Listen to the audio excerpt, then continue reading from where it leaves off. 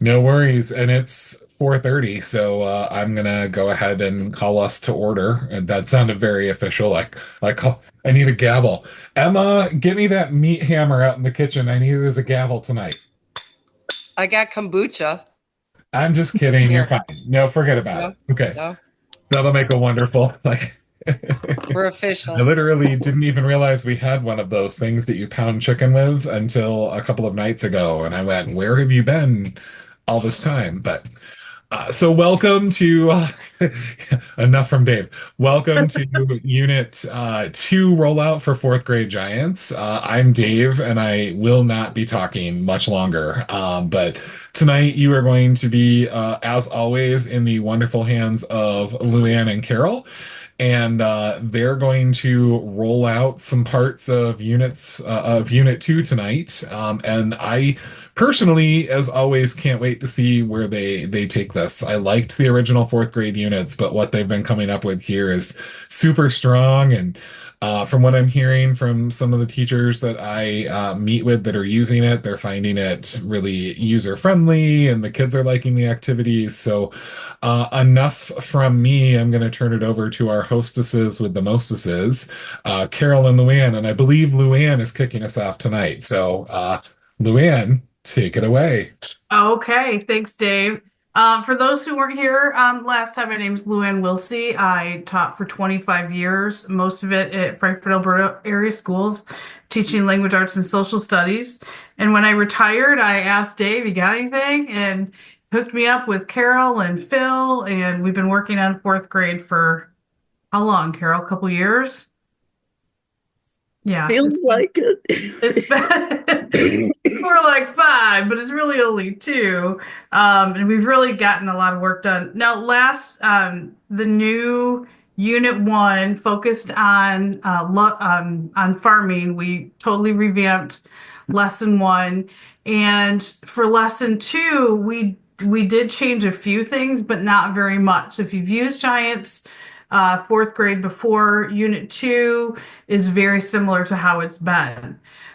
Carol added, actually, I'm supposed to be going over all the units, right? So we did farming in Unit 1. We're doing lumbering and related manufacturing for 2. Unit 3 will be mining and related manufacturing in Michigan. And that rolls out, I believe, in January. Mining, I'm sorry, and then the automobile industry is Unit 4.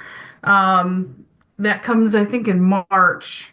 So we did farming, and so one of the cool things that Carol did is she created a kind of a bridging PowerPoint to get us from farming to lumbering. So we could go from one aspect of Michigan history to another important aspect of Michigan history.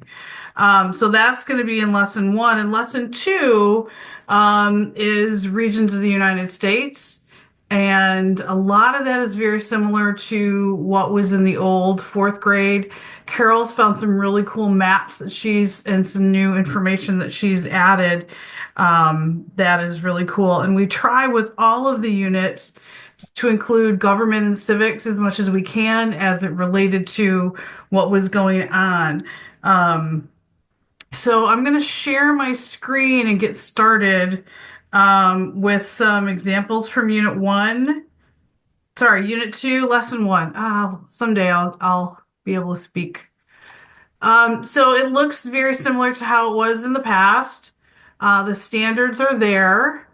Learning targets are there. Vocabulary and Quizlet is the same as last time, but Carol created, like I said, a really cool transition about farming and transitioning from farming to lumbering, and how she included the graph that she used in Unit 1 about how farming was really popular in the 1820s, and by nowadays there's no farming. And so she included some things from our last unit, and how farming was so important, but then how farming went down and we ended up having new industry with lumbering. in big parts of Michigan, and how it affected the environment, how it affected some economics, helping people have jobs. So it's a really nice segue that Carol did that I absolutely love. Um, and so then we go back and we review conditions and connections. Can you see that? Is that there? It is. Okay. Conditions and connections, thinking of like a geographer, like we talked about in the last unit. And then, what are conditions? What are connections? How important they are from one place to another. Talking about what a condition is and what a connection is, and talking about how they're different, how geographers use connections to study how a place is linked. And it becomes really important when we talk about lumbering because we have to connect where all our lumber is and ship it out to the different places. So she can talks about Grand Haven, and I love this old picture. Of course, I'm a history geek, so I love pictures like this, so you can take an old-timey picture and then use the conditions and connections to try and figure out what's going on in the picture, and having the kids thinking, what do you see? What is natural? What is man-made? And why are they important? So biggest buildings are near the river. The river goes out into Lake Michigan. That's really important. So we could just continue to use the conditions and connections, which I absolutely love. Carol did a really great job. So we show the answers after we ask the questions, like we've done in previous units. Hold on, I lost my page here. Dunk. And then there's a worksheet that kids can work on. And a lot of times Carol added the worksheet after. So if, we talked about this, there are school districts that are limited in the amount of printing that teachers can do. So here, students can type their answers in the text box.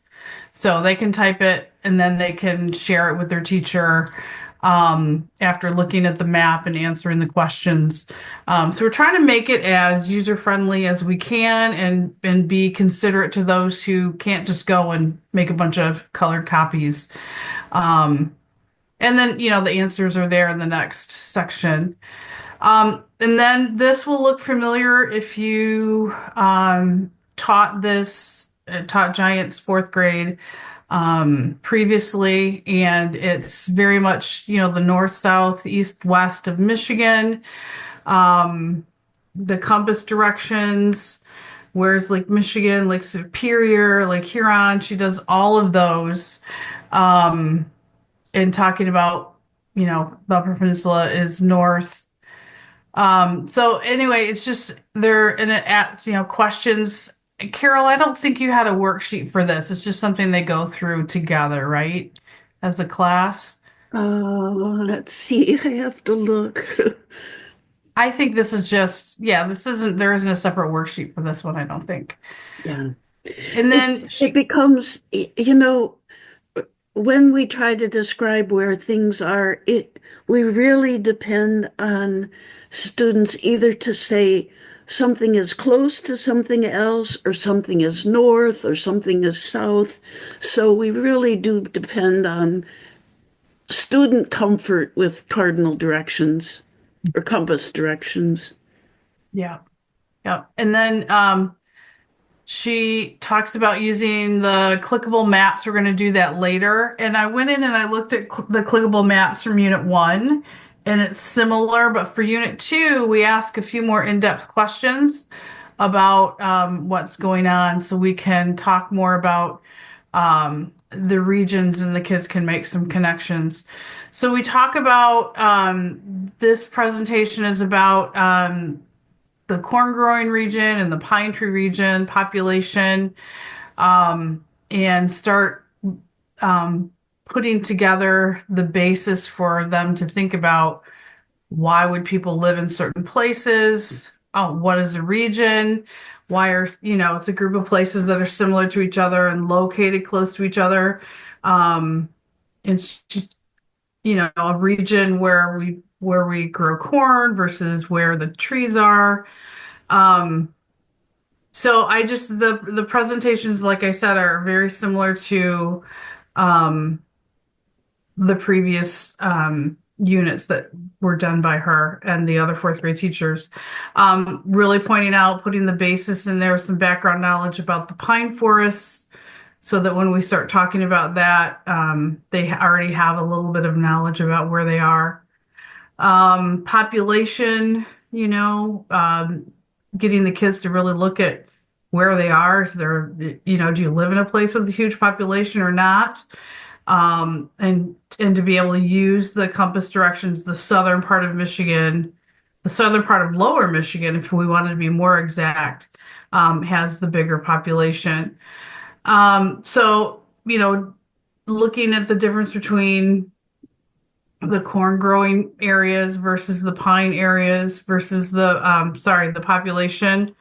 And we know about corn a little bit. The Nowlin family in the first unit, they grew some things. They talked a little bit about corn, but they talked more about wheat and other farm products that they did. So then it's a review. There's a review activity that goes with it, and teachers can talk them through. If they can print out, they can do it, or they can do it together as a class. Let's see. What my goal is pretty soon is to make indestructible worksheets. Mhm. So you don't have, so students could work on them digitally. Mhm. Yeah. Yeah. And because with most schools, and Dave, am I right in saying that most schools are 1-to-1 or not quite yet in Michigan? Even after the pandemic, with some of the tech going away, it's most of them at this point. Yeah. Okay. So, a way for kids to be able to use these online without having to print them out and do paper pencil. I was a paper pencil person. And we talked about, and this kind of goes back to Unit 1, about doing an online journal, but I couldn't figure it out how to push things out to the kids like this, that they could keep it in a journal, especially at the fourth grade level. It seemed like too many steps, or maybe I got lazy. It's possible. But then we go through the clickable map is there. And if you've used the Michigan clickable map in the past, this is a presentation that goes through it, and how the kids can navigate and manipulate and use different things and show where the pine trees are and the corn, in deciding whether northern Michigan or southern Michigan, so that they can remember that.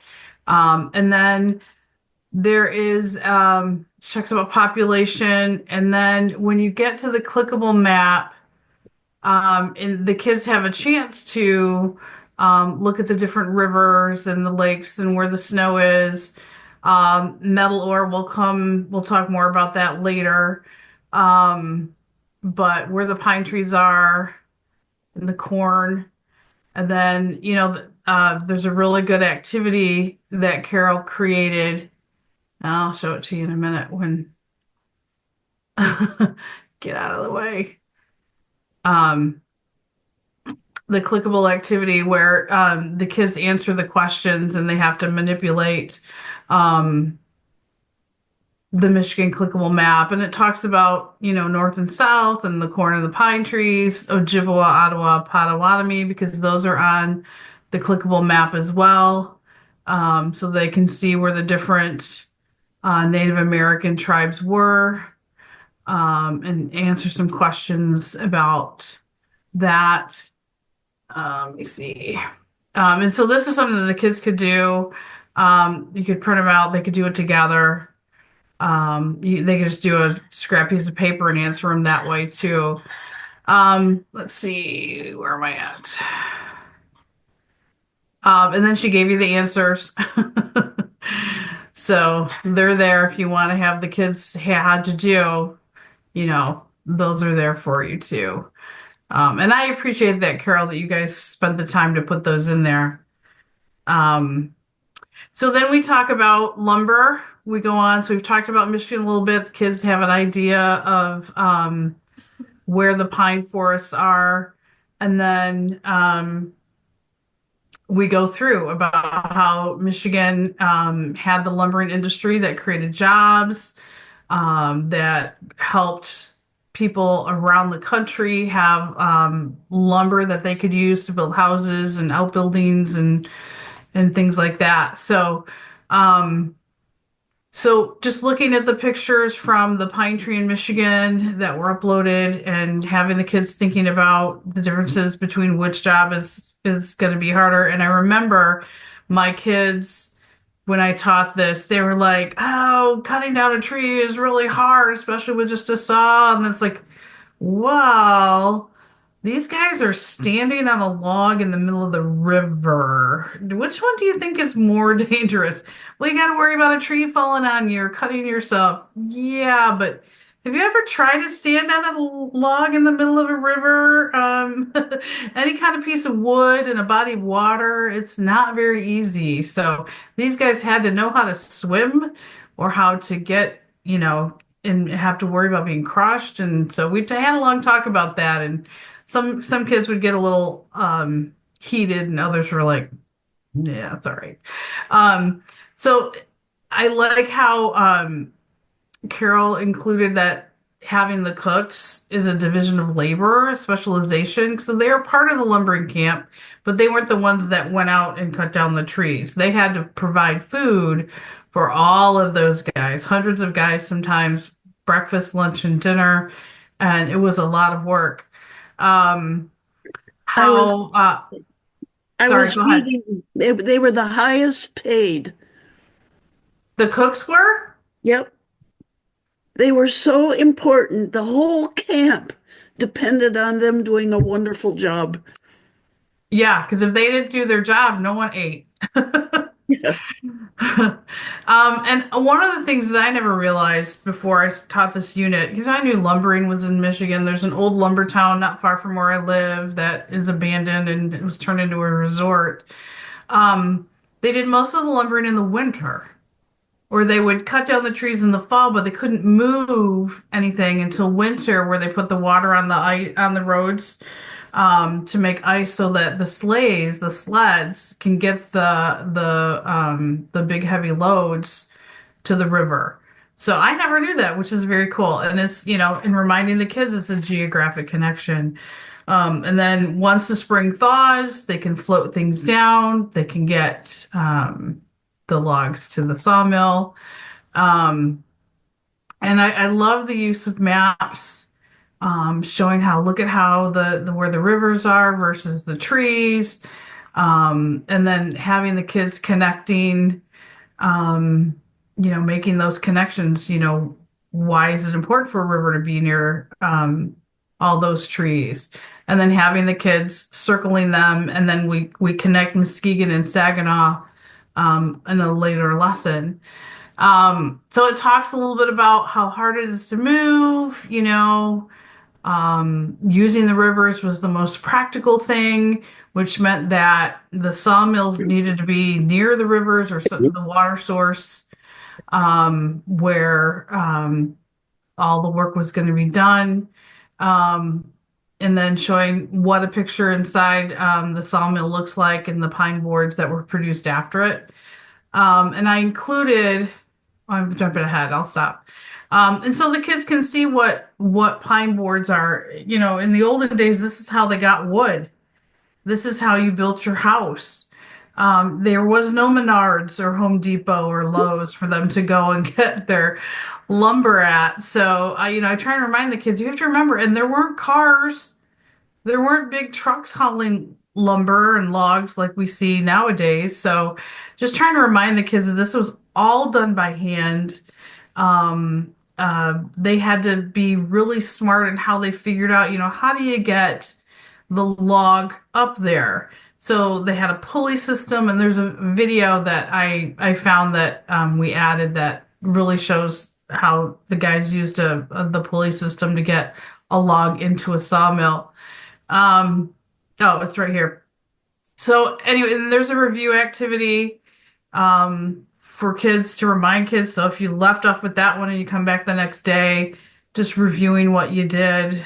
Or if you're just going to continue on, you can just review this really quick and remember where the pine forests are, and noticing where the rivers are. And the video about logging, this video about logging was student created. The young man did a great job. And then if you want more logging videos, they're down here in step 6. I included a bunch. Some are really short, some are a little bit longer. But it shows, how some of the men had to pull, and I think it was this one, pulling a log up into the mill to saw it. So there's videos there to use, and I was going to use Edpuzzle for this, and we talk about Edpuzzle a little bit later. If you have not used Edpuzzle before, it is a tremendous resource for putting a video, finding videos that have questions embedded in it, and then the kids have to answer the question online, and you can set it up so that they can't skip ahead. Putting in a 15-minute video and the kids say, "Oh, I'm done," 5 minutes later, they can't do that because they have to answer all the questions. And then you get there's a page where you can find all the answers for all the kids, and it's fairly easy to check. So Edpuzzle, and it's in our main sheet here for lesson 1. We also talk about creating an opinion. What do you think? Was it a good thing that they came through and that they cut down all those trees? And looking at this one, and if the kids have seen the Lorax, and the Lorax is listed here too, what title would you give to this drawing? One tree stands alone, or it's all gone, or so there are some positive things about the lumbering, but there was a lot of negative things about cutting down all those trees. And we have the kids start thinking about those things. One tree was so here's some answers that the kids could be thinking of. We were able to sell our lumber to the entire United States. So, it was an important economic part of our state's history. So we have the kids, going through and seeing the different quotations from why it was important, and maybe it wasn't the best thing. Take it as fast as you can. And coming back to the Lorax, the Lorax is a really good movie that shows all that. So these activities, showing talking about how a lot of the lumber barons didn't replant trees. And when you lumber a whole piece of land, the soil erosion when storms are coming, and maybe you can't plant crops there. And Carol's going to add about this. We're going to talk about the state forests and the federal forests. We don't have it in here. Is that going to be in part 2? It's like I when can't remember how we did it. when the lumber barons clear cut large parts of Michigan, they didn't bother to replant. And I read a biography of one of the lumber barons in the UP, and he said there was no way he was going to replant trees. There's no way he was going to pay taxes on that land while trees were growing. He was getting no profit from that land. It's not like a farmer who was able to sell his corn each year. So a lot of that land, when the lumber barons paid no taxes, that land went back to either the federal government or the state government. And so I have found maps that show how much land in Michigan is owned by the federal government because people lost it because Yeah. they didn't pay taxes. And And so I will add that soon here. yeah, and that's another way to talk about economics too, and how the government impacts things where if you don't pay your taxes, you lose your stuff. So she and I were talking about that earlier today and yesterday and how to put that in there so the kids can understand. Um, so the lumber barons didn't plant very many trees, and that meant the jobs were gone, the lumber industry was gone. Um, but more recently, lumber companies have planted trees for tree farms. And so we talk about how long, and right here, this slide talks about how long it takes for one tree to grow big enough to really make the lumber that similar to what they used in the olden days. And then just some photos of lumbering now, Heartwood Pines, which is a Michigan forest. It's actually that's a state park, right, Carol? I think so. It's Think near so. Grayling, I think.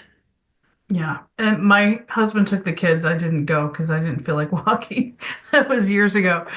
Um, So, when they do all the lumbering, the person who owns the land gets a cut of the money. People can build things with the lumber if they leave it, but they can plant crops. So we talk about what a resource is and how pines were a resource that brought a lot of money to Michigan between 1850 and 1800. And then the next with it. Sorry.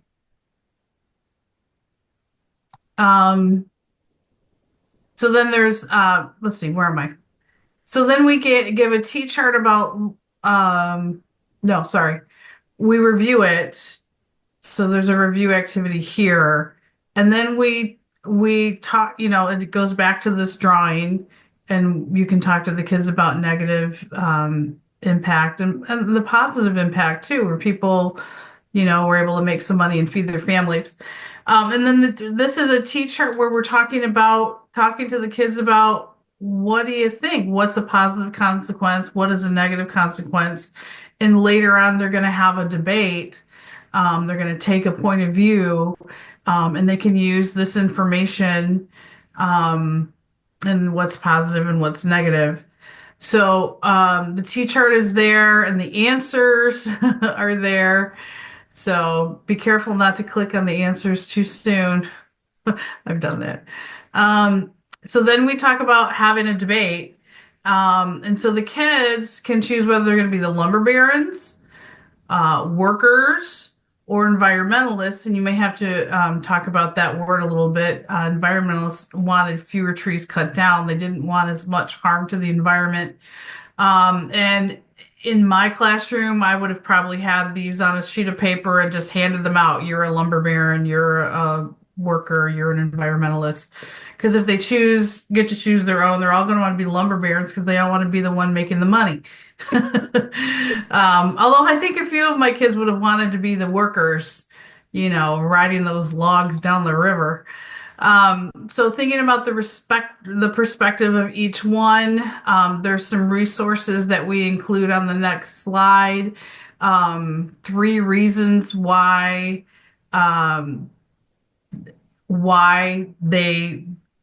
like the lumber baron was a good thing, or whether lumber, 3 reasons supported by the evidence. And so there's three different links from a Michigan History for Kids magazine. I'm going to show you one. And it gives some really good information.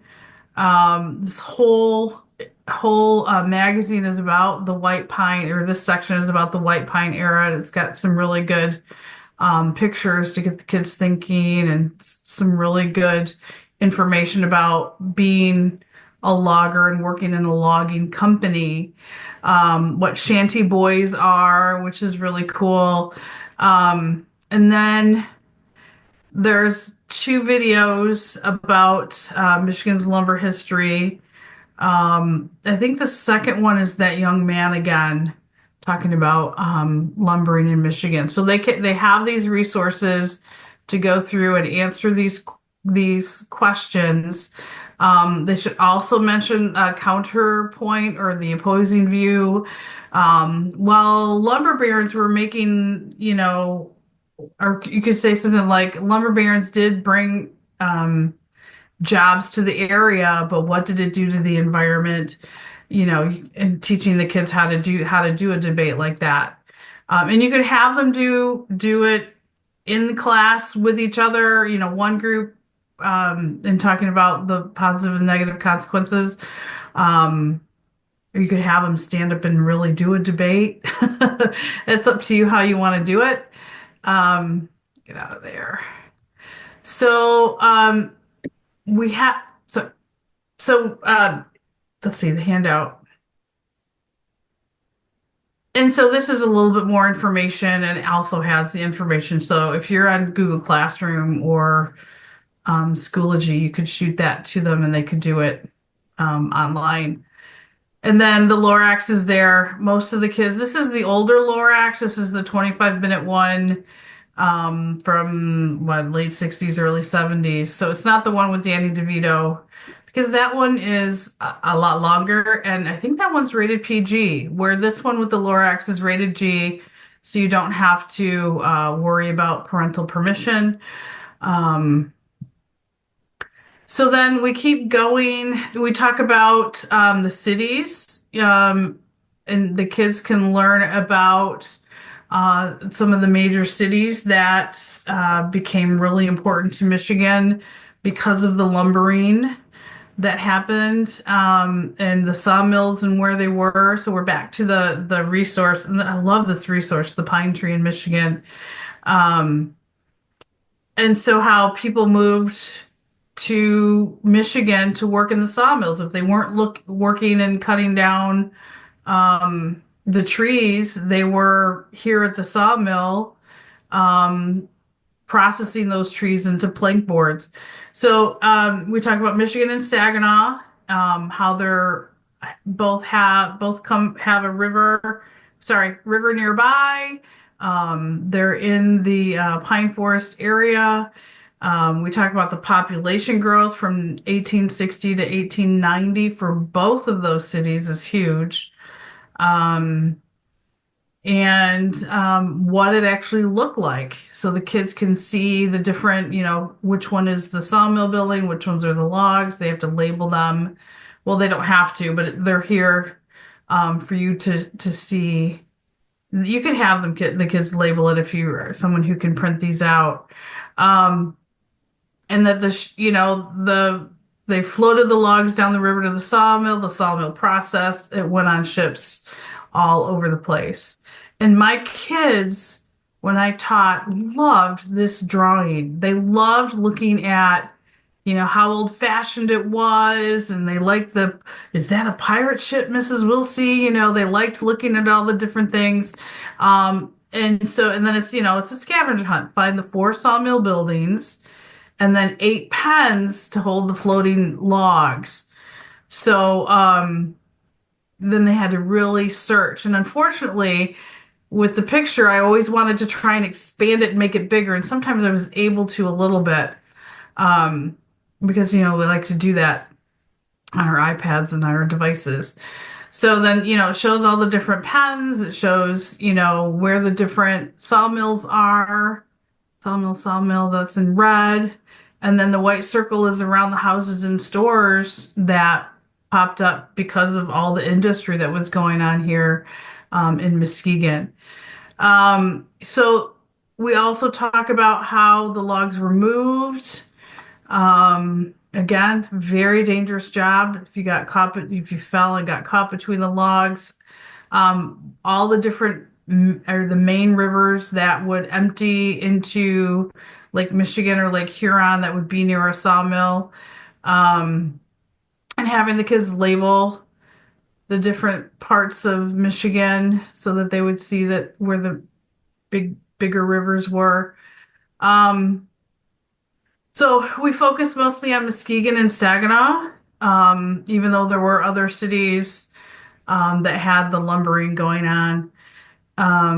So we're talking about connections again, pine forests connected by rivers, which is why the sawmills were able to, or the cities were able to grow because of the sawmills. And then, we ship things out. I don't remember which slide that's on. I don't know if it's this presentation, but I absolutely love the slide that shows where they go. So, rivers and later the railroads connected the forests to the sawmills. It was important that they were by the Great Lakes because we use the Great Lakes for transportation. This is the slide. So from Muskegon, it could go right to Chicago and then on trains all across the United States. And if you wanted to, you could make a connection here with the Saginaw going to New York. And guess what? It's taking the exact same route that William Nolan and his family took from New York to come to Michigan. So you can kind of see if the kids can make that connection. You can say we saw this similar map, back in Unit 1, but the arrows were going the wrong or the different way. And you could talk about this is another way to make a connection. So we were important. Michigan was very important to the United States and getting that lumber to the rest of the country. So we talk again about population and how the clumps of population grew near the sawmills. Let's see, Muskegon, Saginaw, Detroit. And then we review that. Talking a little bit, come on. Review that, and the kids have to label the Great Lakes and the different rivers if they can remember what the two rivers go to Lake Michigan and which ones go to Lake Huron. Checking in to see if the kids were paying attention. So let's see. And then we talk about large cities again. And if you notice on the map, all the dots are very close to are close to water. And we talked about that at the very beginning of Unit 1 about being close to water, having a water source. So they have to pick the summary. What can you say about the larger cities? Are they in the northern part of Michigan or the southern parts? We're talking more about the compass directions again. And there were only 2 large cities in the north. And hopefully kids, in my area would know Traverse City. Some kids who've traveled to the UP would know that that's Marquette, right? Yeah. Okay, just making sure. I've never been there, so I don't know for sure. And then the yellow lines, they draw a line from Muskegon to Saginaw. And then if you look at where the corn is grown, and if you think back to population, it really shows how, that was really the line between southern Michigan and northern Michigan with the industry and the population. So, and then they have to answer a question about best summary for the largest cities. And if they're either near the lake or near a river. And then again, I said these are different sawmill videos that are they're really good. And I included this one, the history of the sawmill. This is from the Henry Ford Museum, and it's 57 miles southwest of Detroit. So it's not close to Dearborn, which is what we talked about in Unit 1, but it's not too far. So those are here for you to peruse. Some are longer, some are shorter. And then we go on and talk about immigration. I mean, who's working in all of these sawmills? So a lot of people came from Europe. and got lumbering jobs in Michigan in the 1800s. So we talk a little bit about that. What do you see in the picture? And we ask the kids to think about people 100 years ago or more than that coming to the United States. A lot of them came through New York, some came through Canada. So we can talk about why would they come? And then we talk about we want them to start thinking about themselves. Did your family ancestors move to the United States from another country long ago, or was it more recent? And why would people come and move to the United States from another country? Almost all of my students came from long ago. I only had a few Native American students throughout my career, so there would probably have only been one that says, "No, my family was here to begin with." So we talk about pushes and pulls, why people moved from another country to come to the United States, and pushes, which is a little foreshadowing for fifth grade, not being able to worship their religion, not having a job, getting away from famine or war. And we asked them, do you know anyone who would have experienced that? Grandma, great grandma, maybe? Grandpa? Why did they come? And pulls, I talked about this a lot in fifth grade that, like in Europe, there was no land for people to own. So coming to the United States, it was a pull because they had a chance to buy land. They had a chance to live and have some liberty and all of that. But being able to have a job and enough food, be away from war, maybe joining another family that's already here. So we show them the world map, and talk about the different countries, North and South America, and these are all labeled. Hopefully, they've talked about continents in previous grades. I found when I taught fifth, the kids still didn't remember which continent was which.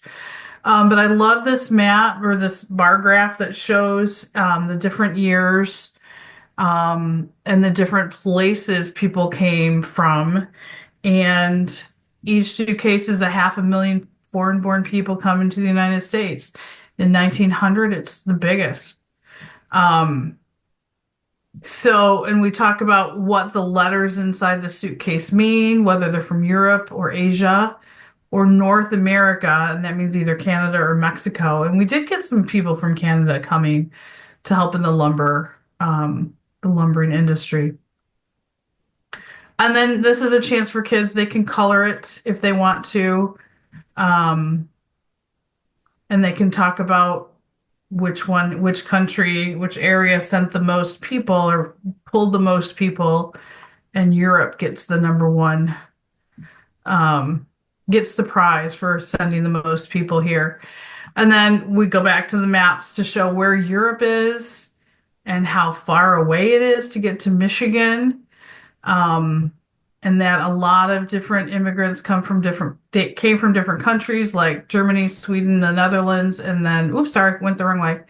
Where that is, where the Netherlands are in Europe, to see how far away people came to live in Michigan.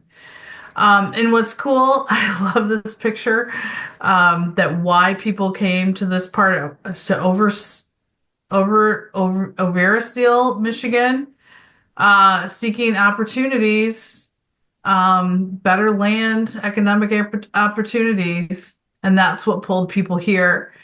And then we'll go and talk a little bit more about immigration. We go back to the map, and then this is where the kids can take that and they can color it, based on where different people came to the United States from. And then we go into, one more, immigration to Michigan.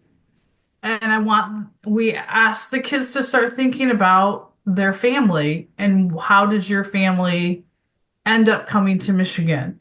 And it might not have been for lumbering. I know my family didn't come for lumbering. My family came for farming in the early 1800s, mid 1800s. So they'll have an opportunity to, we look at the map on why people would travel, where they're traveling from, um, the different jobs they could have had. And then the different charts. I love this chart on where the different people came from. I never realized so many people came from Canada to Michigan to work in the lumber industry. Um, so we asked the kids to start thinking about, where did your family come from? And not just to say, oh, we came from Virginia or we came from Florida.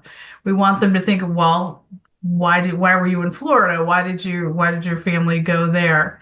So we're asking the kids to, there's going to be a homework activity. I'll show you that in just a second.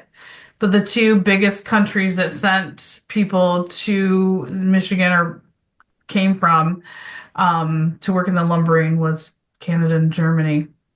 And so another map to show the different places that immigrants came from. And then a geography skill. Where's Canada in relation to Michigan? And then to compare in 1890, how many people were foreign born versus native born to, 9, 10 years ago. And there's, the map has changed. Well, all the people that came, all their kids became native born. So that's what changed it. And then owners of sawmills in Muskegon, I thought this was super interesting. The largest number of the owners came from New York. So the different numbers are the different lumber barons and where they came from. One was from Canada. So the Hackley House in Muskegon, the nice thing about him is this is kind of a cool story where he went from a laborer and he worked his way up to an owner of the lumbering business. So he was motivated to not just be a laborer the whole time. So he became an owner, and he also he was a philanthropist and gave lots of money to build libraries and hospitals and things like that. But by the 1900s, a lot of the sawmills were closed because we took care of all the pine trees. So let's see. So we asked the kids to think about their ancestors, think about where they came from. Some kids will know, some kids won't. Oops, sorry. Where did they come from? Why? And it might be 2 or 3 great grandparents. So listing the continents, labeling them, writing some notes about ancestors, and then we have a page. We have this page to ask, to have students ask. I think we have another one. When did your ancestors come to America? What are some traditions you have? Interesting stories about your family. I know that from my family, most of them came from Ireland. They came because of the potato famine. My family did farm flax, and some of the flax was given to my great aunt, and she turned it into doilies. And it's just kind of a cool, that's my family history. It was kind of cool. So we'll give the kids the map, have them go ask questions, see if they can find out where their ancestors came from, putting it on the map, answering some of the questions that we had in the other slide. And then this could help kids know, where did your family come from? And then I love how this one shows some of the different settlements in Michigan. And this is from a 2020 census on where are your ancestors from. And so, we still have large groups of different from different countries where people, they live together. They want to stay. They have some of the same cultural background, some of the same, I don't want to say holidays, but celebrations and things like that. So sometimes it's fun to live next to people that are to do the things you like to do. And so then we asked the kids, where am I? They have homework. So just so you know, we asked the kids, what countries were your ancestors from? When did they come? Why? Do you have any family traditions? Do you have any family stories? Anything like that. And then we asked them to, now I put some, oops, sorry, wrong one. I created an example. Um, okay, it's not coming up. Where what their last name is. I don't know why this isn't showing. Let's see. If you click on the pop out, there you go. I got it. There we go. Doherty, mother's family last name was Doherty. Irish and how it was spelled in Ireland. I included a map, and we're from the area called Donegal, and we were rulers in that area from the 1400s to the 1600s. What the family crest looks like and what it means. And then some interesting facts about that heritage.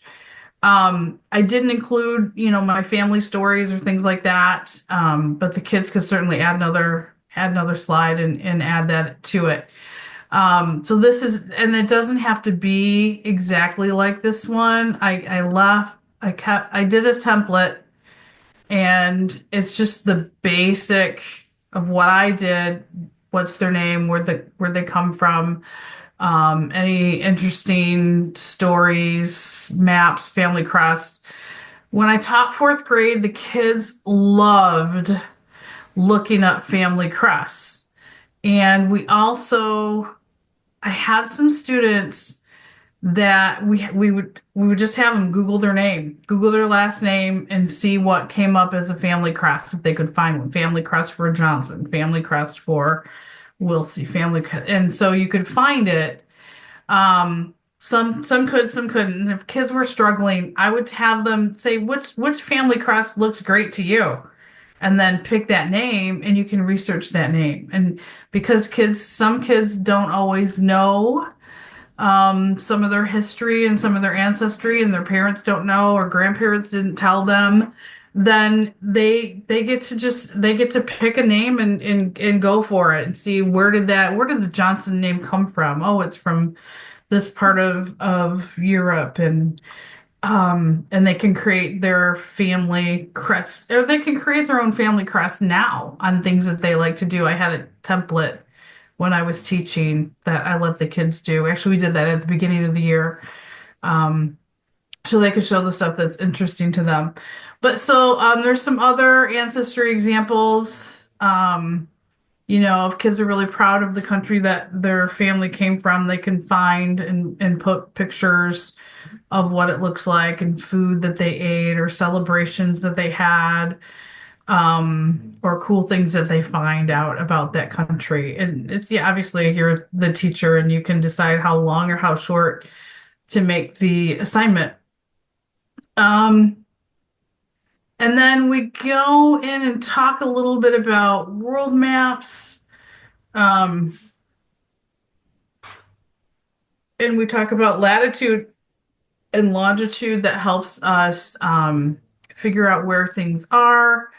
That where the equator is on a map, that's an imaginary line. And we have the Tropic of Cancer and the Tropic of Capricorn. And it's just asking map questions. Oops, sorry.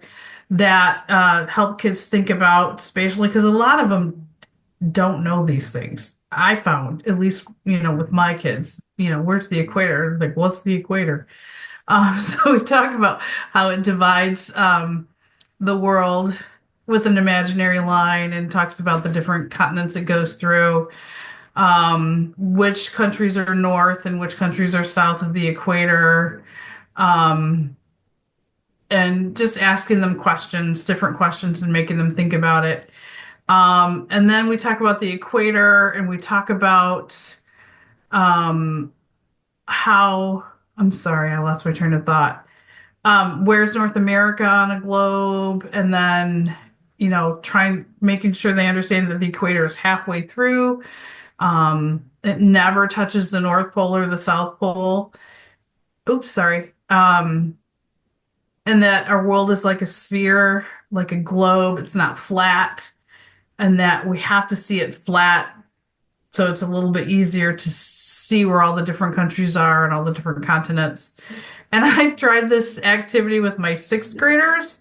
It's a great activity in theory. I could not get that peel to peel right. So you might want to practice if you decide to have the kids do this activity where they draw the world on an orange. I did a little cutie, and maybe that was my problem. I should have done an orange instead of a cutie.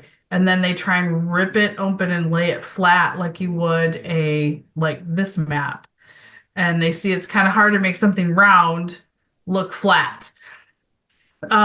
So we talk about, and then there's an activity here to make a three-dimensional globe.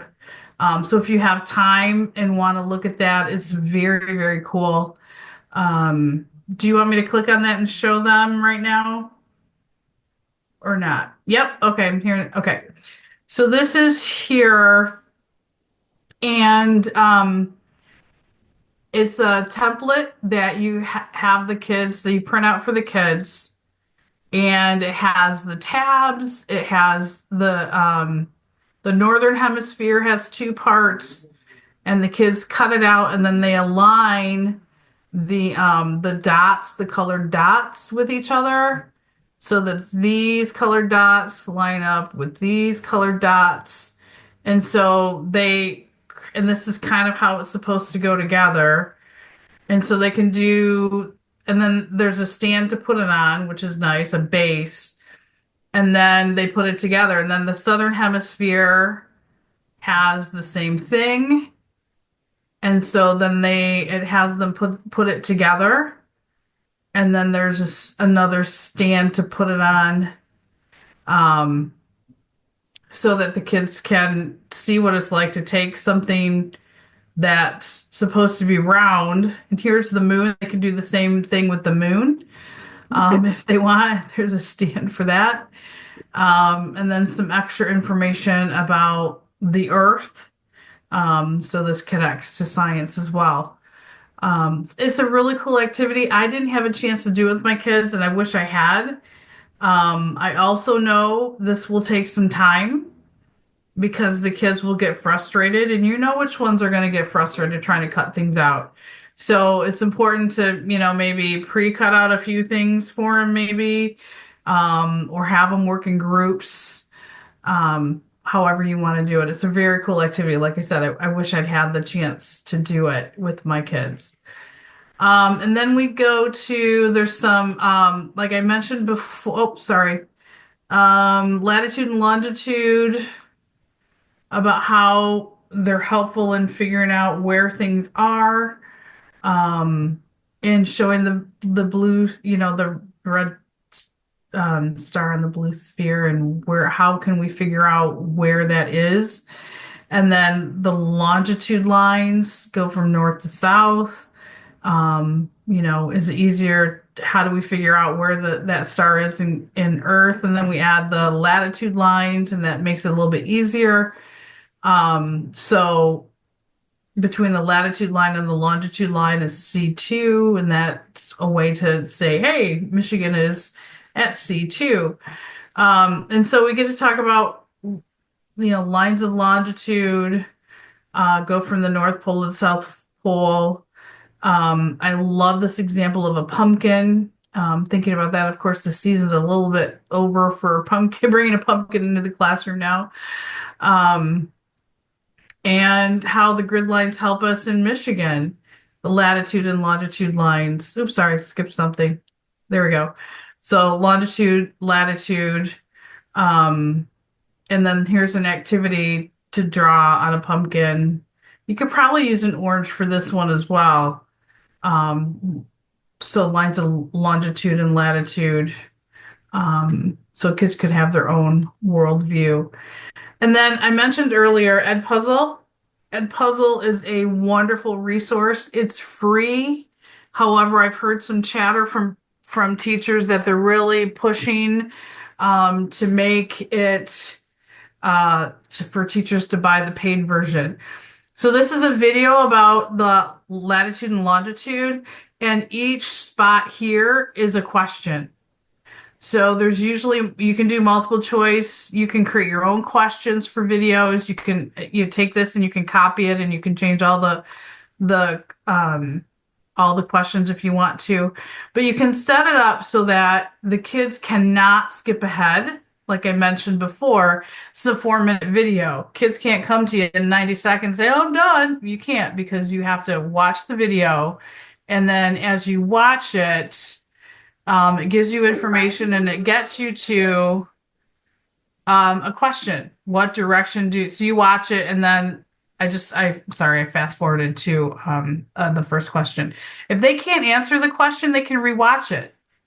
They can rewatch the section till it gets to this point to ask them a question. So you can have as many or as few questions as you want. I would usually put one at the very, very end to make the kids watch it all the way through. And with Ed Puzzle, what's cool about it is, let's see if this will let me go back. It won't. You can put in all kinds of different things. It's not just for social studies. There's math and there's reading and there's science questions.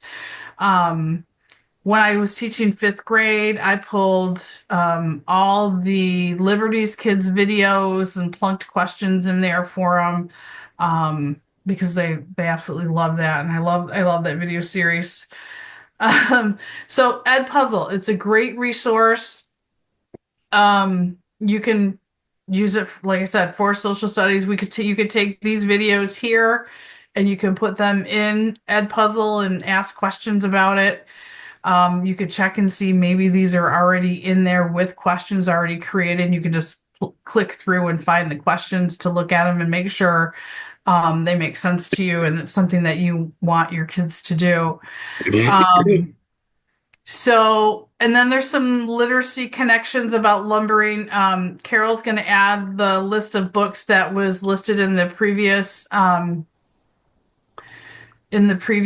unit that they did before. But these are really good. I never knew that the raft that loggers rode on was called a Wanigan.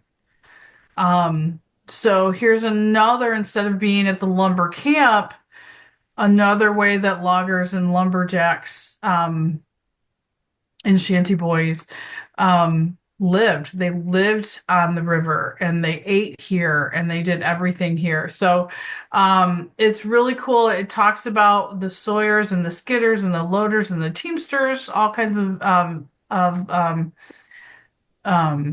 vocabulary, and you can talk about what the teamsters are now. Teamsters are about moving things from point A to point B a lot of times. So it's asking questions and it's showing the pictures. Again, talking about the Wanigan and where the different people were from.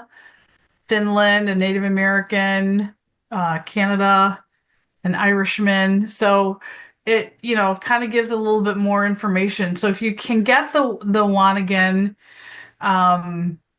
in your library or from your local library, it's a really good resource. MS for Michigan has the white pine and the Great Lakes in it. So that's something that I think I always had that in my classroom, MS for Michigan.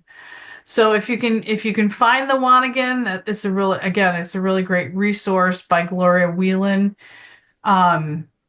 She's written some other really, really good biography and informational stories that could connect to your curriculum. And that is the end of. We don't have formative assessments yet, and they're going to come in 2025. So sorry about that. Any questions? Me. Sorry. Hey,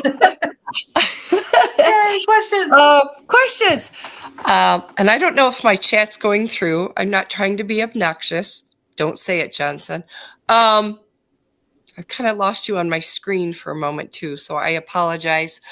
How, Wanigan, can you tell me how to spell that, please? I couldn't, our Chromebooks are lousy here, so I could barely Okay. see how that was spelled. It's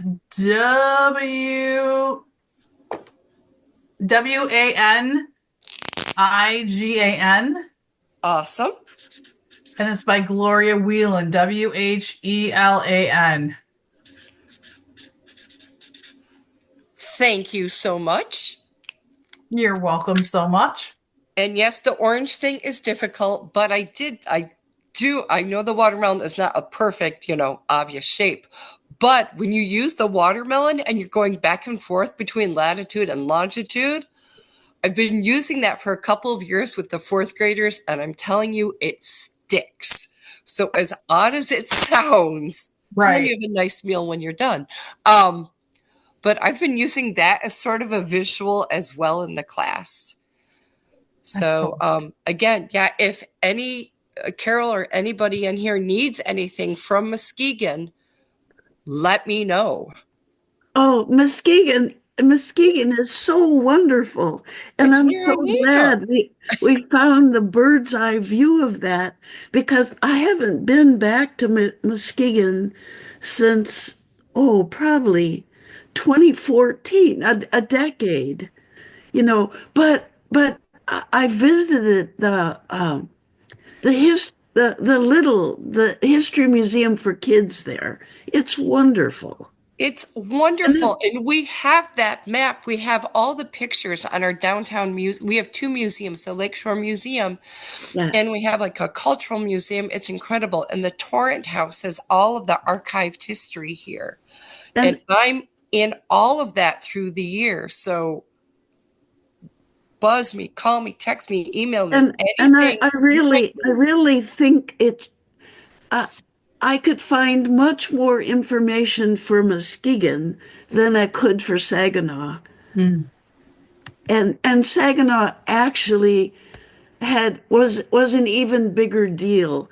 I think the market for shipping pine lumber to the east, where there were more people, was even larger than shipping towards Chicago. Sure. And yet, I Muskegon has a better set of materials or a better sense of history about itself than I could find about Saginaw. So, Well, if I can help at all at that, please give me a purpose. So, So okay. if a classroom was, within a couple of hours of Muskegon, it would be a good field trip. Is there enough there for a day oh my to sit gosh. down, see the museum, figure out a way to have lunch? Maybe there's a park or something there in the Hackley center of the Park, farm? Hackley Library, the two downtown museums. They can go Yeah. to Oakwood and Evergreen Cemetery and see Mr. Hackley's mausoleum and Mr. Hume, all within that walking area. It's fantastic. Well, cemetery maybe not so much, but it's 2 minutes away. All within that walking area is fantastic. I I wish think I had known about it. I would have taken my kids. That would have been a really good field trip to do. It's well worth it. It's fantastic. that's something we should keep track of is possible field trips. Mm-hmm. That's a good Yeah. idea. I'm gonna write that down. But yeah, there's something about I don't know if it's because of the generosity of Mr. Hackley, but it is a world class. He has a world class art museum. It is just amazing. Yeah. I mean, you look at a decade ago, you look at the downtown of Muskegon, but then there's this museum. That's amazing. And they'll rotate classes. If you coordinate, they'll take some kids to one museum. Some kids can go in the Hackley Library. Some kids can go in the art museum, so they can rotate the classes within the immediate area. So there's not too many in one spot. Perfect. Exactly. Yeah. Excellent idea. Okay. Should we take our break? Think It's so. we're a little late taking our break, but we should take our break. Oh, I'm going to stop sharing then. Here we go. All right, we're on break. 5 minutes, okay? Okay, are we ready? Yep. And you're still sharing your screen, Carol, so you're all good. Okay. Oh, it's working. All right. Yep.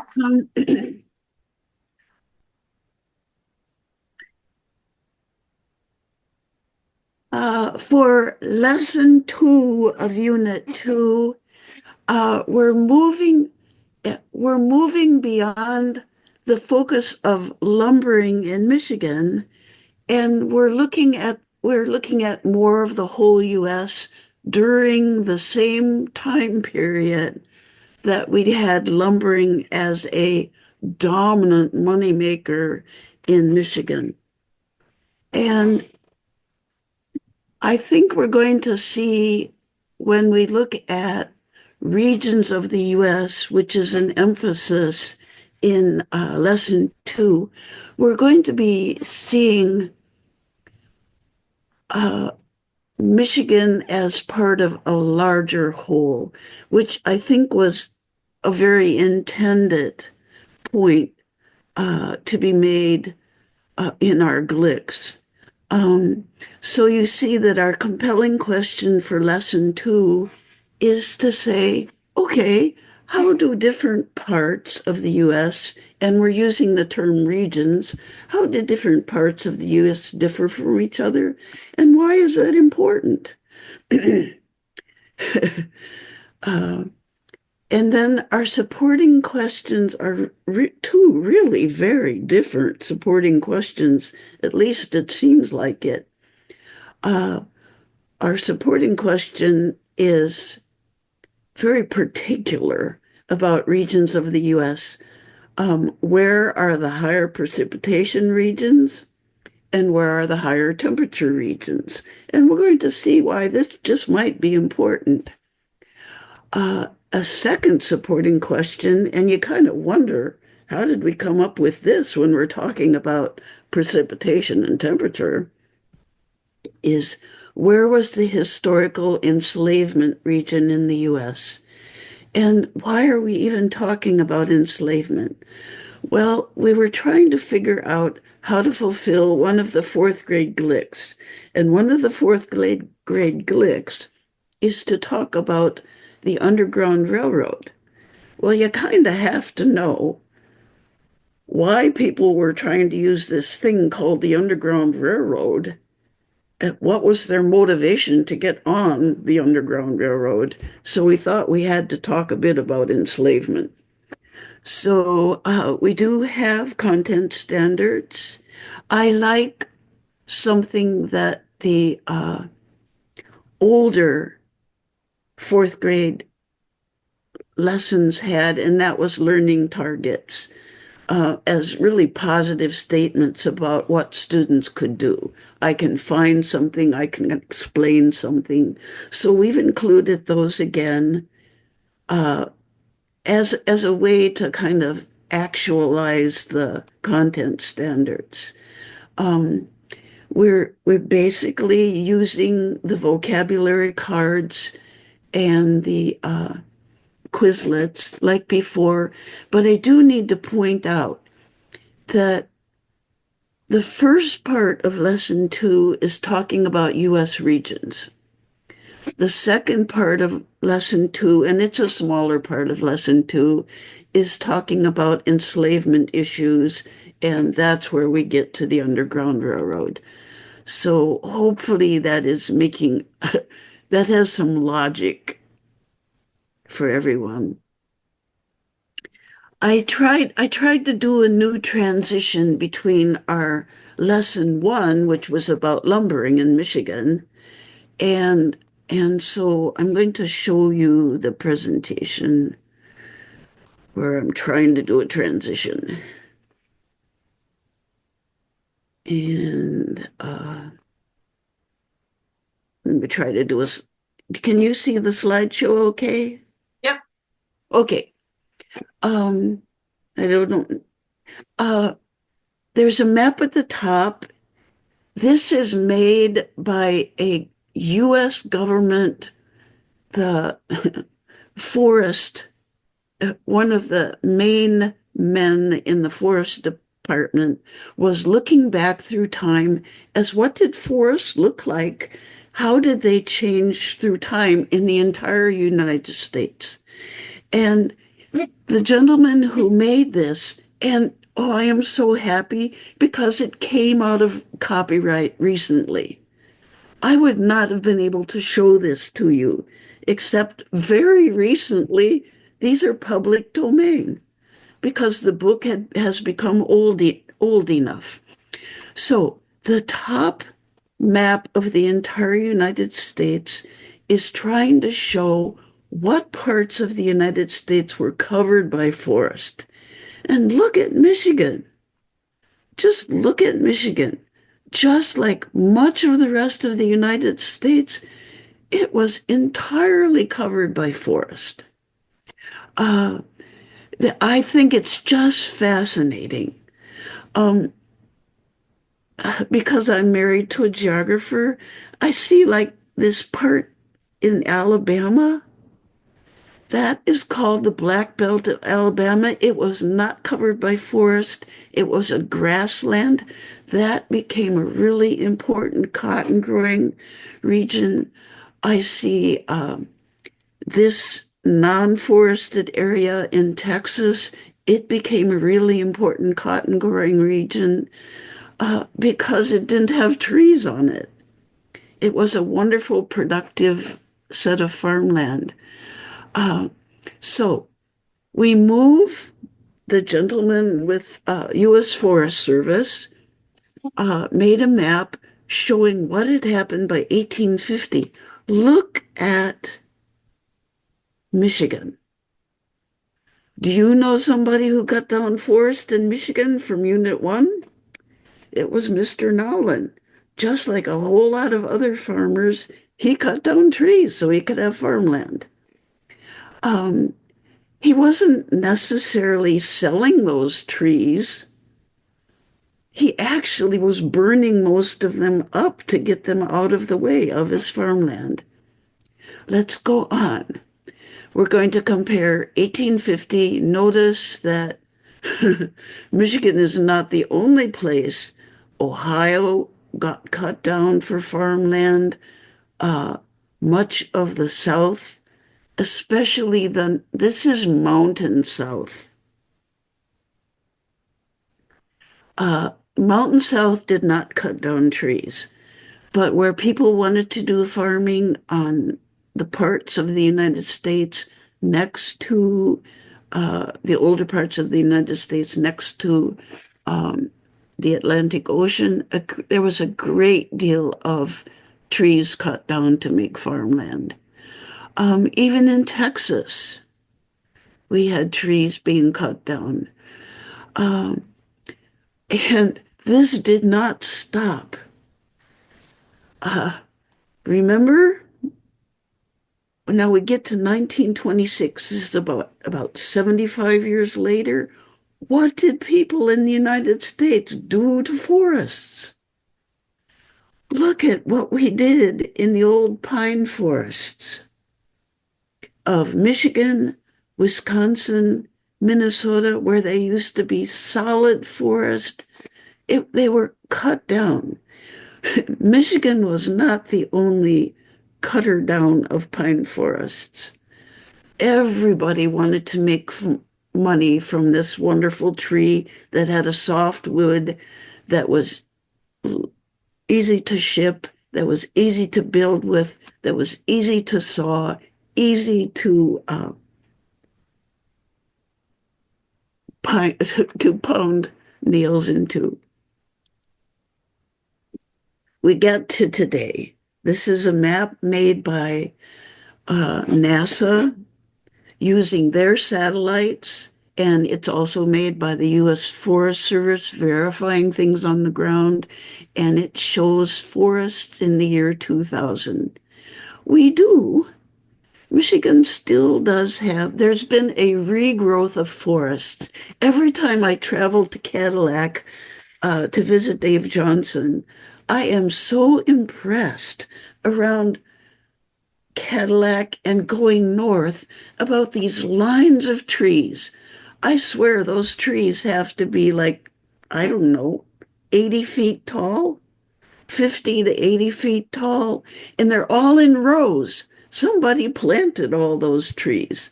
So there has been regrowth in northern Michigan. There's been regrowth in the Upper Peninsula. I know having lived in Minnesota, there has been regrowth in northern Minnesota, but not so much pine trees. Lots and lots of aspen, which are cut down for making paper. Same in northern Wisconsin. So we do have forest. You notice that on all of these maps, we've had this line, and that line is separating the eastern United States from the western United States. And what I'm going to have you believe me, but almost all those forests in the western United States, this is the Rockies, these are the Sierras. All of those forests are basically in high mountains. Many of the mountains are 7,000 feet, 10,000 feet. And what we have is a line separating east from west.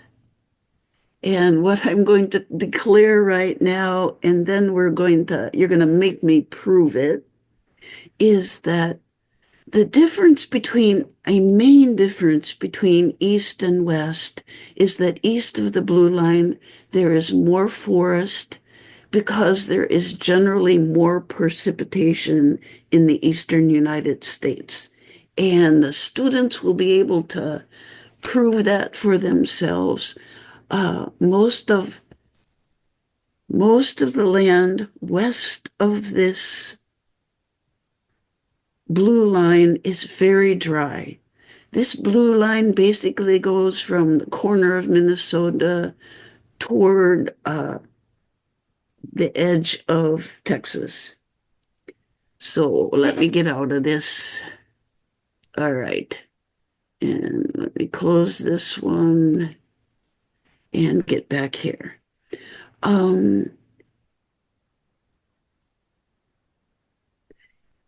Maybe I could show you, I'm just going to show you a tiny part of the landforms. We're looking at regions of the US, and I was having you believe me that there were mountains, but we'll look at those, just the mountains, real quickly. We are going to, I'll show the slideshow. We are going to divide the US into regions. A region is a group of places where the places are like each other. And they're not only like each other, but they're close to each other.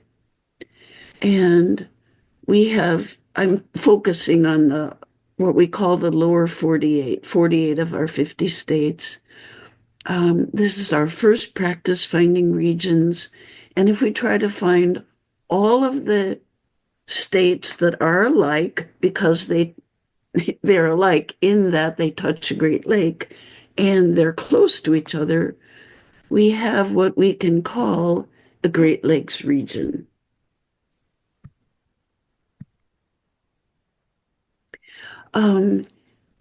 I wanted to get at least this far in this presentation, and I'll stop pretty soon. But I don't know how many of your students, I didn't see mountains. I grew up in Minnesota and traveled to relatives in Nebraska, and all I knew about was the lower picture.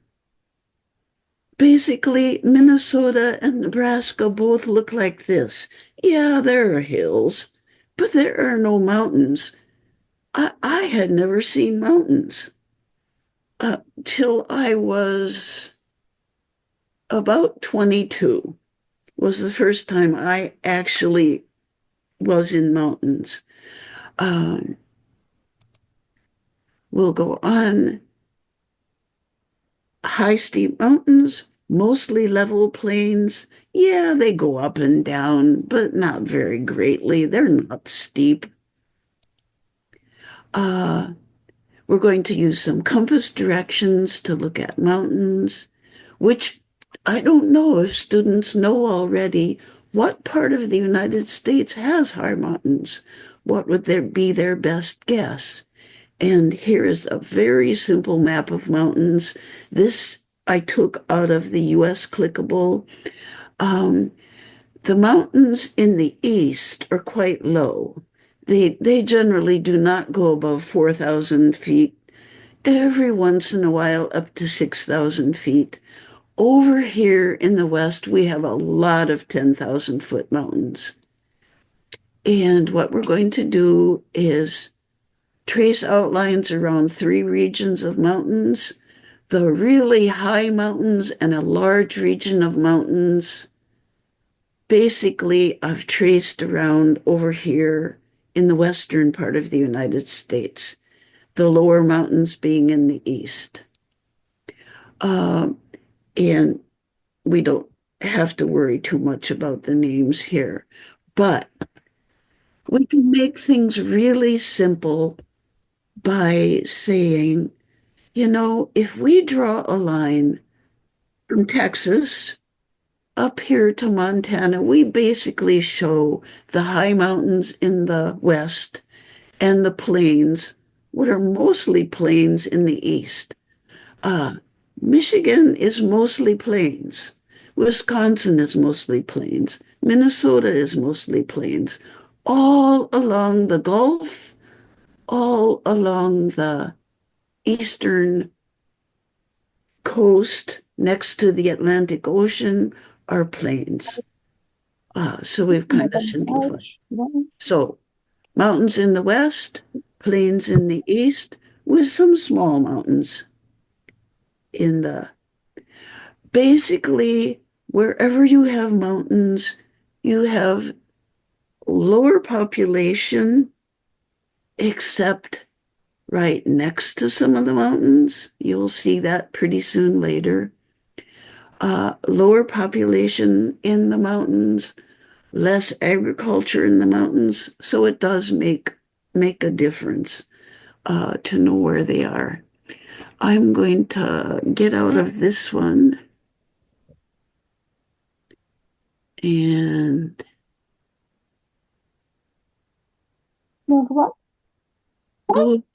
go to our presentation about precipitation.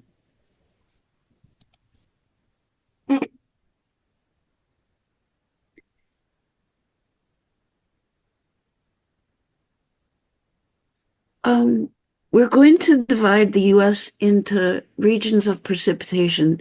It can come in the form of rain, and it can come in the form of snow. And a lot of times I don't think we worry about precipitation in Michigan. But we've had extremely dry weather in most of Michigan, so it does matter. It's been hurting our lawns. It's been hurting farmers. So I have never in my entire life until I moved here at age 68.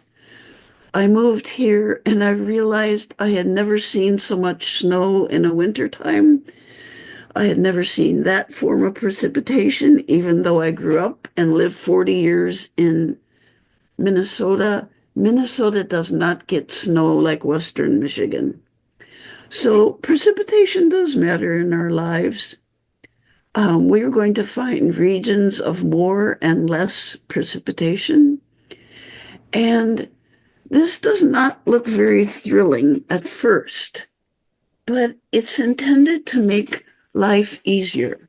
We're going to try to find the wetter parts of the United States and the drier parts of the United States. And let me take you first to close to Michigan. I tried to make this simple. This is a weather station at Chicago, and in the past, Chicago basically got about 36 inches of rain. That's about 3 feet of rain. If you stacked it up during the whole year, that's what you would get in Chicago. Over where I lived for 8 years in New York City, New York City, I think being closer to the Atlantic Ocean, got 4 feet of rain if you stacked it all up for an entire year. But look, down here at New Orleans, Louisiana, oh my gosh, 62 inches. That's a lot of rainfall. And and then there are such drastically different parts of the United States. Let me take you over to Las Vegas. Can you see where I'm pointing? 4 inches of rain in an entire year. That's all they get in Las Vegas. Even in Los Angeles, which is a big city, all they get is 12 inches. So what I'm going to ask you to do is, can you find parts of the United States that get 25 inches or more of rain? Well, to show you the result, what I've done is I made my squiggly line and I separate it. Oh, sorry, 24 is less than 25, but 29 is more. 15 is less than 25, but 28 is more. So I've got a region that gets more than 25 inches or more, basically. Over, I have a couple places on the West Coast that get a lot of rainfall, but most of the Western United States has these low numbers, and they get worse as you go toward Las Vegas.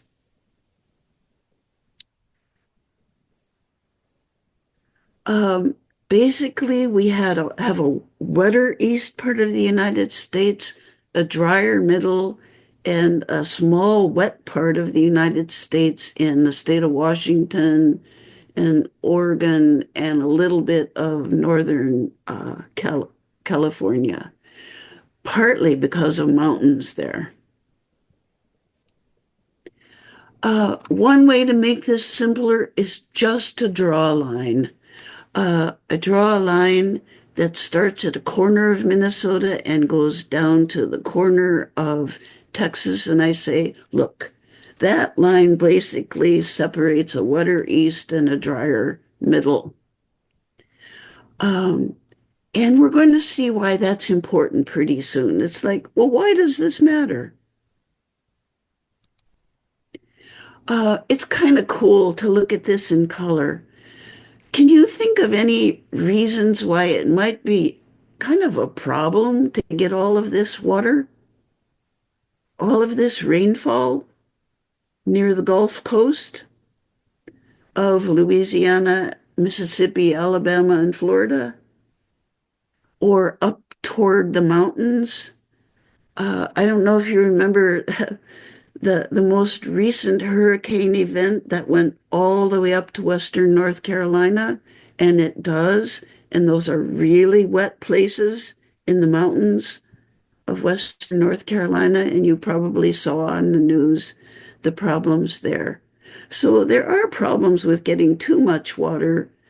I think Michigan and Wisconsin and Minnesota are quite blessed to have moderate amounts of water.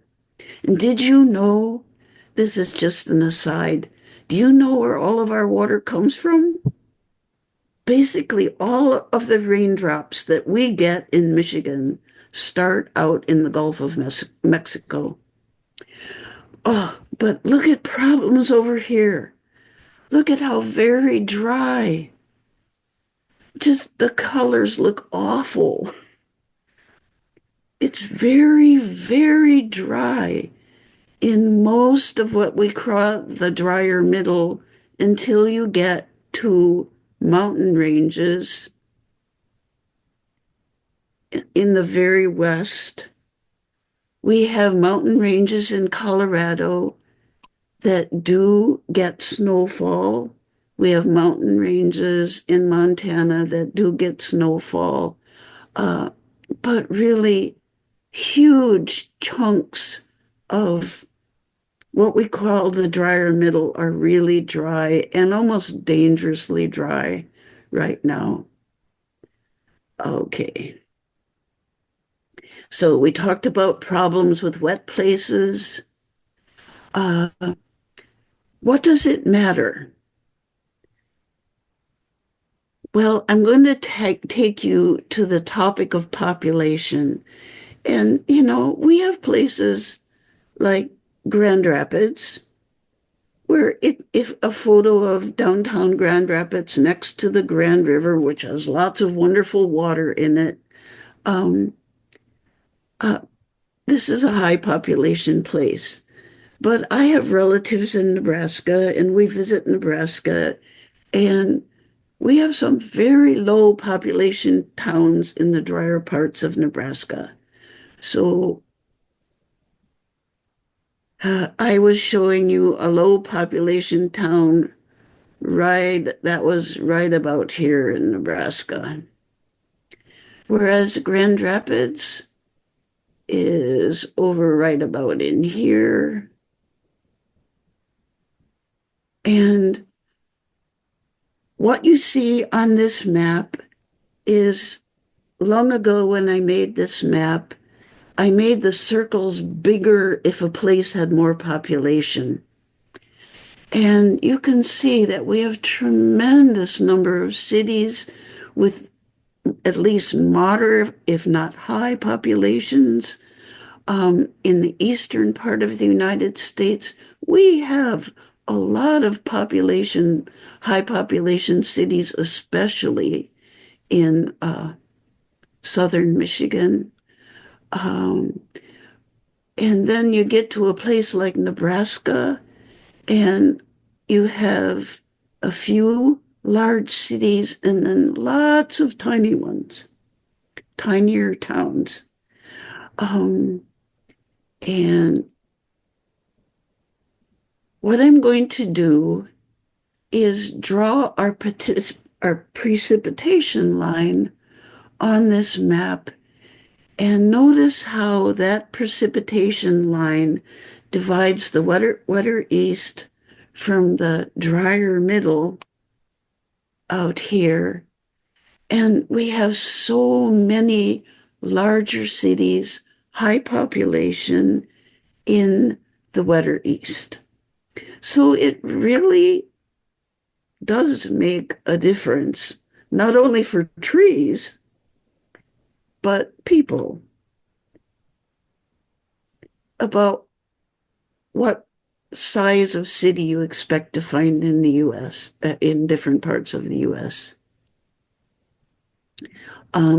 If you're a farmer, it matters where you can grow corn, where you can grow wheat. Which do you think is grown mostly in the wetter east? And if we look at a map, this is from the US Clickable. I put our major line about precipitation from Minnesota to Texas, and notice that most of the corn that is grown in the United States is grown on the eastern side, on the wetter eastern side of the line.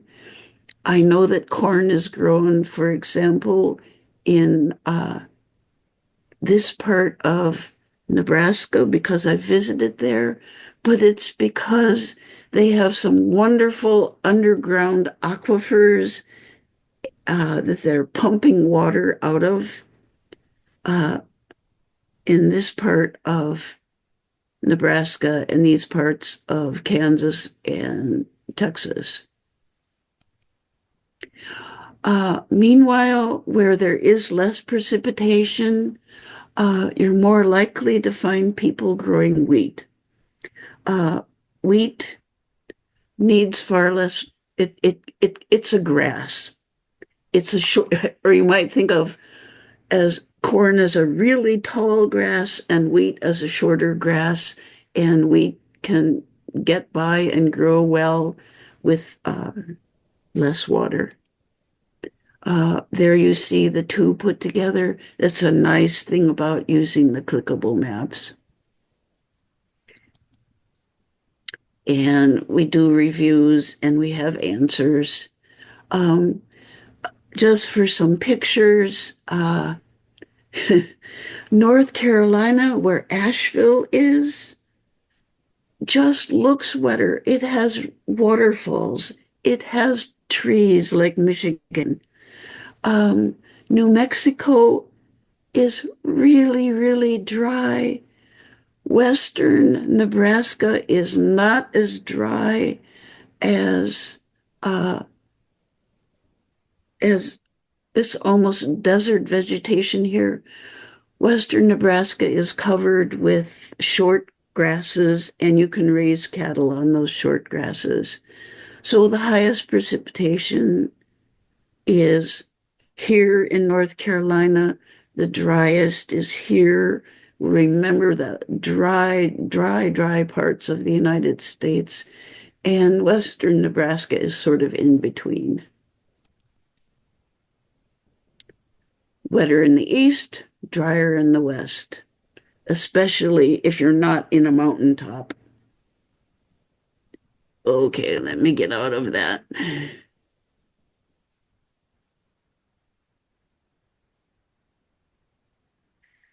Um, why is temperature important, and why do we want to find temperature regions? Let me do the slideshow here. We're going to divide the US, but with using another climate topic, temperature regions. Um, I think warm summer temperatures do affect people's lives. Um, it's being from Minnesota.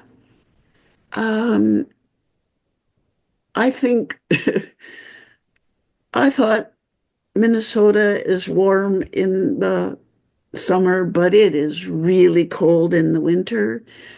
Students may have observations that they can make about warm summer temperatures affecting people's lives, cold winter temperatures affecting people's lives. What I don't know. Do fourth graders have an idea about what parts of the United States are warmer?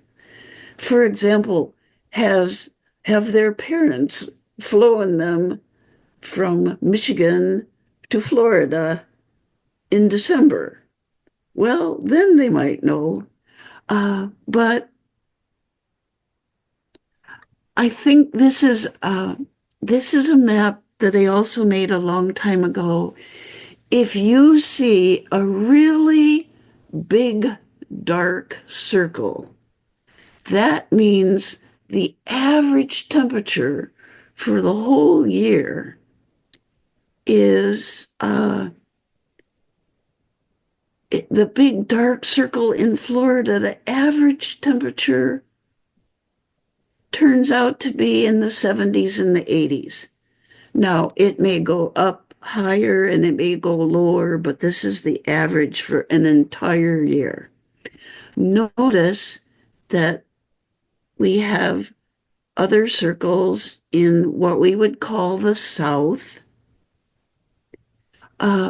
which have pretty warm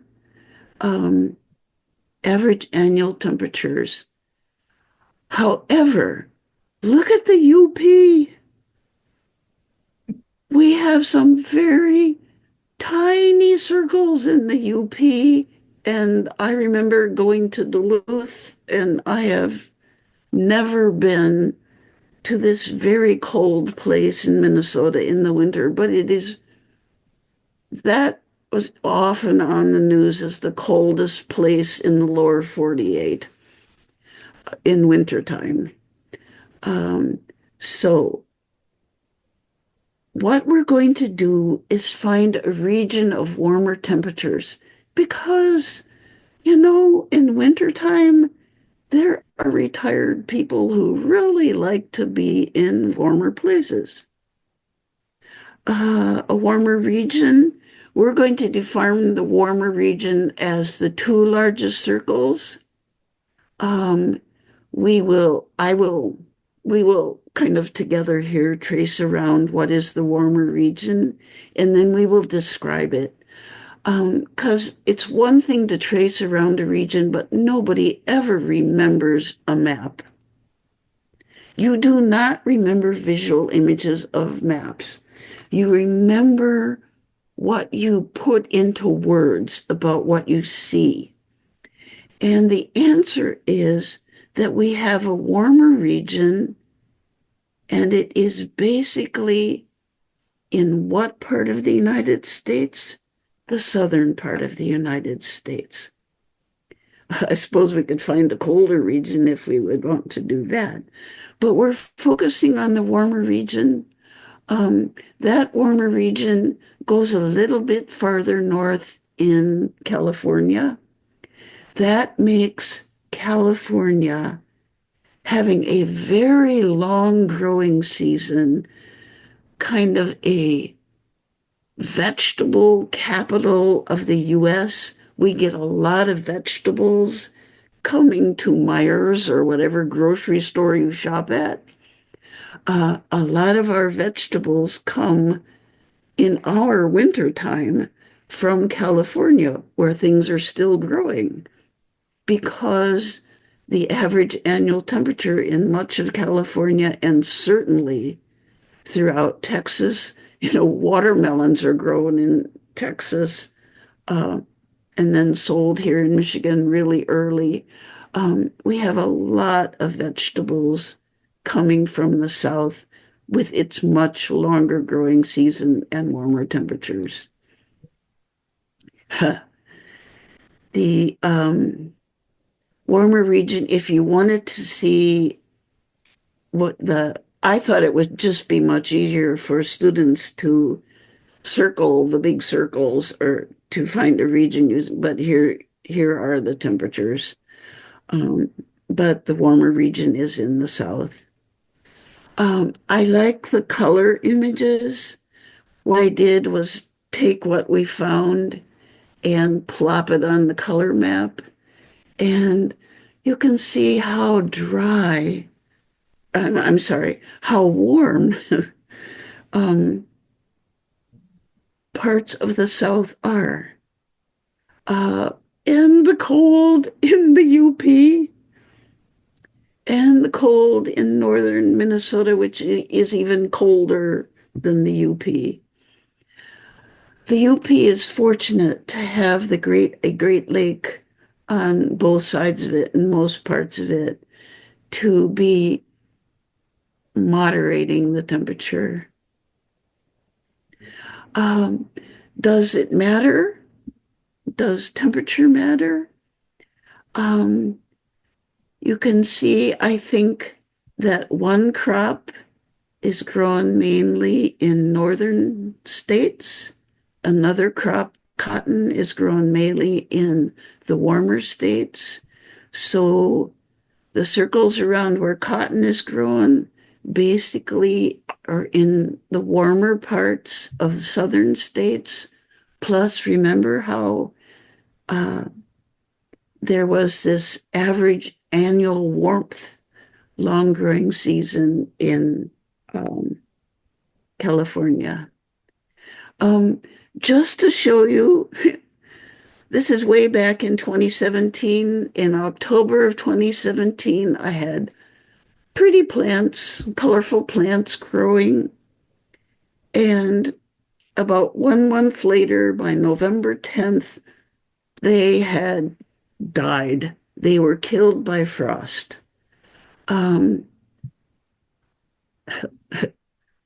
Except for our evergreen trees, we don't see much green in the wintertime in Michigan. Our evergreen trees can stay green, but Many of our plants just plain die when temperature goes below freezing. Cotton is really demanding. Cotton is a plant, and this, why is cotton grown in the southern part of the United States today? Um, Cotton needs almost 7 months, which would 7 times 30 would be 210 days. Cotton needs at least 200 days where there is no frost. The temperature cannot go below 32, or you'll lose your cotton crop. Um, my husband Phil made this map to show where is the longest growing season, where is the growing season that is the 200 days, 7 months, uh, 210 days. Basically, this brown coloring shows where it's possible to grow cotton without it being frozen out. Um, I guess it would be fun to grow cotton in Michigan, but we can't. We simply cannot. That'd be like trying to grow bananas in Michigan. Um, I've put a growing season line on here. It basically goes along the border, or one way to remember where it goes is it goes along the border of the state of Missouri. It is a little bit warmer going up into Delaware and Maryland, and we do have a longer growing season growing up the lowlands of not the mountains, but the lowlands along the coast. But basically, we can think of a longer growing season being in the south. That's where cotton grows today. Um, this is from maps by the Department of Agriculture about where cotton is grown today. Uh, Lots in the Mississippi River Delta, lots in Texas, and some in California, all in the longer growing season.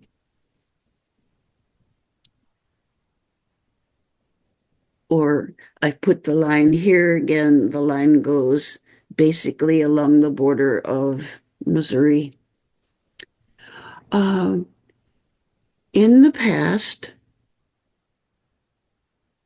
basically before the Civil War, before 1865, but this 1865 is in the lumbering era of Michigan's history. Um, this is a map about plantations in the South. And notice those plantations basically are in the longer growing season.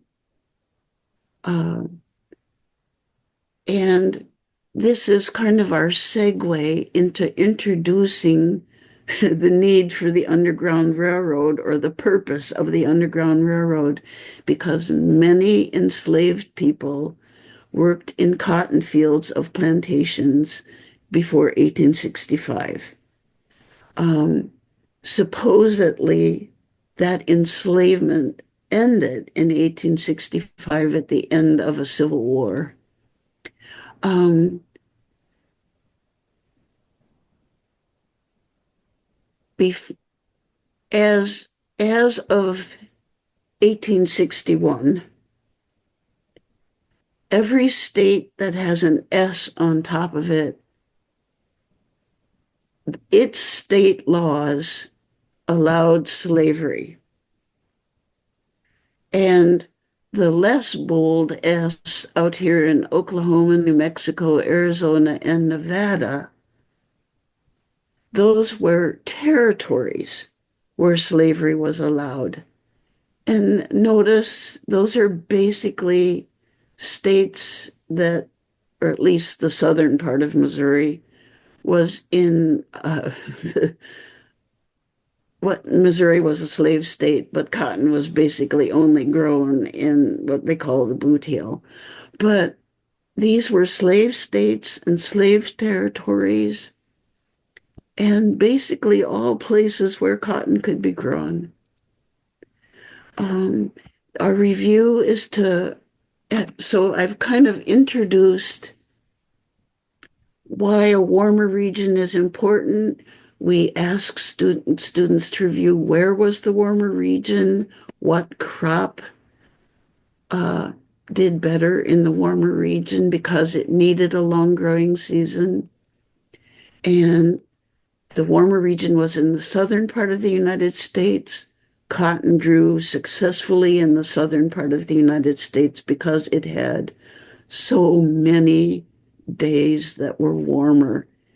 You know, we're lucky if we have 5 months of warmer temperatures, not 7 months, like in the warmer part of the United States. So let me get out of that and close this up. So we've done precipitation, temperature. A way to review, and I'll do this quickly.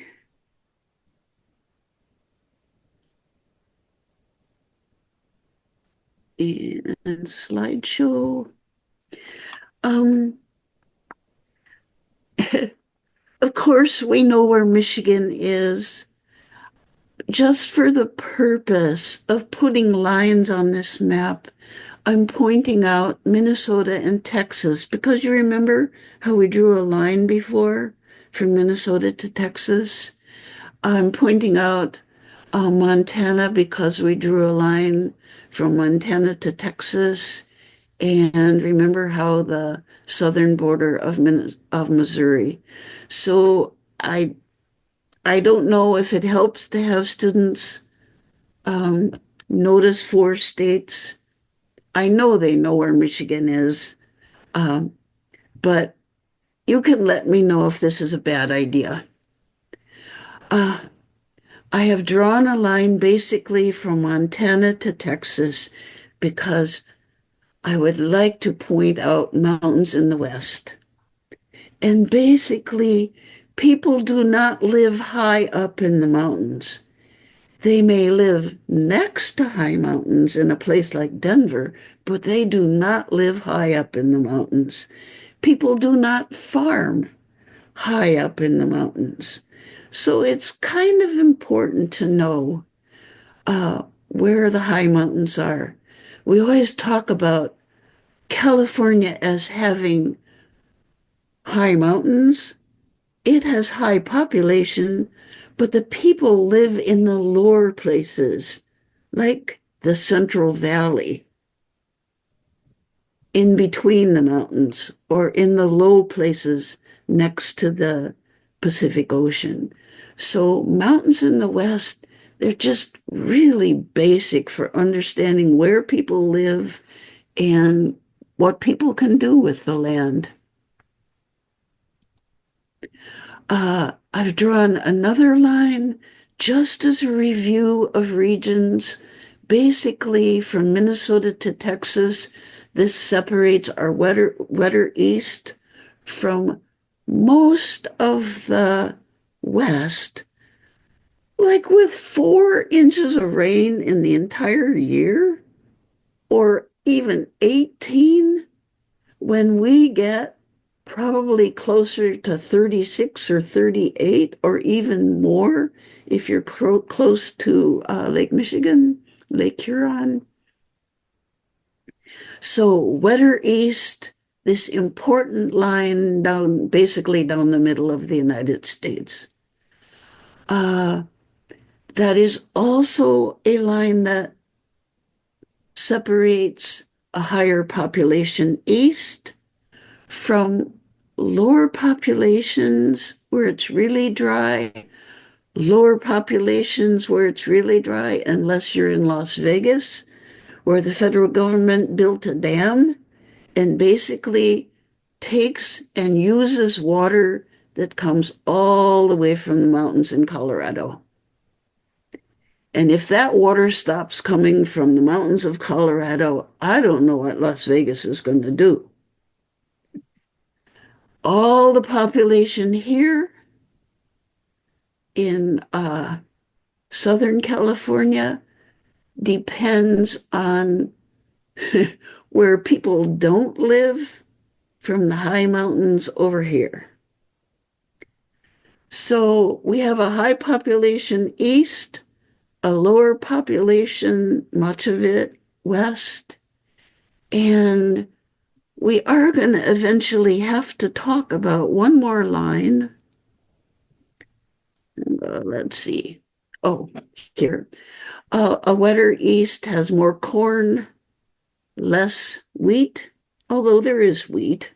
I know wheat is grown in Michigan, just not as much corn and soybeans.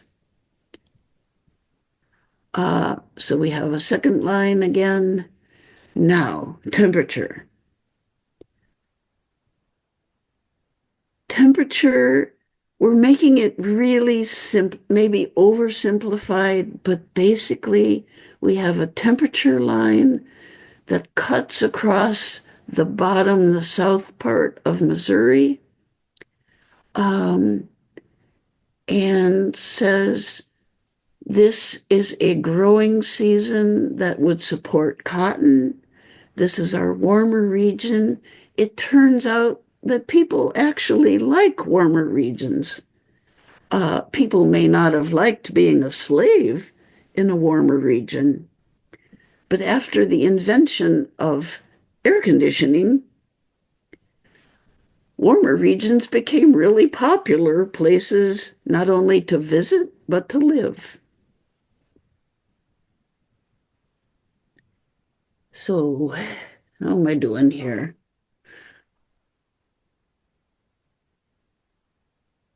Oh, I'm going over long. Anyway, that's our third line. Um, you will see, I already hit 6:30. I'm sorry, I took too long. But let me get out. It's okay. I will stop carrying on. Well, I love the slideshows that you did. I mean, the way you did it is really smart. Talking about temperature, talking about precipitation, and then, and how you morph it into cotton, then slavery, and you talk about it, and then why we would escape slavery, and then you go right into the Underground Railroad. So, you Yeah, did a really nice later job. on, when we go down to steps 8 and steps 9, is where we get into slavery. If you don't want to spend a whole lot of time on slavery, I still think in order to appreciate the glick about the Underground Railroad, there is a presentation where we talk about how people escaped slavery, and that's here in step 9. So I think we got that covered okay. And oh, the whole reason I have not linked work maps. I know you can't print out maps.